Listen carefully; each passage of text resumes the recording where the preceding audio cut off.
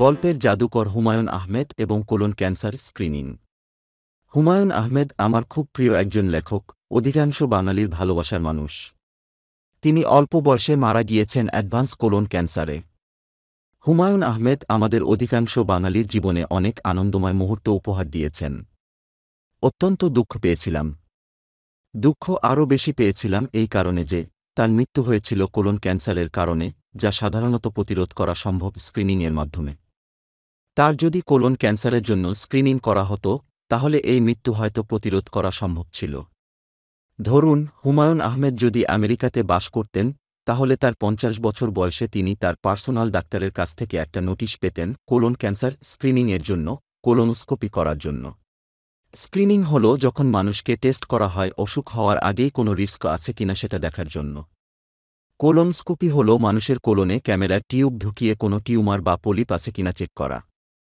তিনি যদি আগে কোলোনোস্কোপি করাতেন, তাহলে সম্ভবত ধরা পড়ত যে তার এক ধরনের পলিপ আছে, যেটা ক্যান্সারে পরিণত হতে পারে। তার পলিপগুলো যদি কেটে ফেলা হতো এবং ঠিকমতো ফলো আপ করা হতো, তাহলে তিনি হয়তো কোলন ক্যান্সারে মারা যেতেন না। যাই হোক, দুর্ভাগ্যবশত হুমায়ুন আহমেদ সেই সুযোগ পাননি। তবে আপনার কিন্তু এখনও সময় আছে। আপনার বয়স যদি ৫০-৪৫ আমেরিকান ক্যান্সার সোসাইটির মতে বা তার উপরে হয়, তাহলে কোলন ক্যান্সার স্ক্রিনিংয়ের জন্য আপনি ডাক্তারের সাথে আলাপ করুন। এখন কোলন ক্যান্সারে মারা যাওয়ার কোনো কারণ নেই আপনি যদি কোলোনোস্কোপি শুরু করেন ৫০ বছর বয়সে। সাধারণত তারপরে করা হয় ১০ বছর পর পর কোনো অসুবিধা না থাকলে। কোলোনোস্কোপি হল কোলন ক্যান্সারের সবচেয়ে ভালো স্ক্রিনিং টেস্ট। এছাড়াও আরও কিছু টেস্ট আছে যেগুলো কোলোনোস্কোপির মতো শক্তিশালী টেস্ট না, যেমন FIT বা faecal immunochemical test, sigmoidoscopy, faecal occult test. আপনার বয়স ৫০ বছর হলে আপনার ডাক্তারের সাথে কোলন ক্যান্সার স্ক্রিনিং সম্পর্কে আলাপ করুন।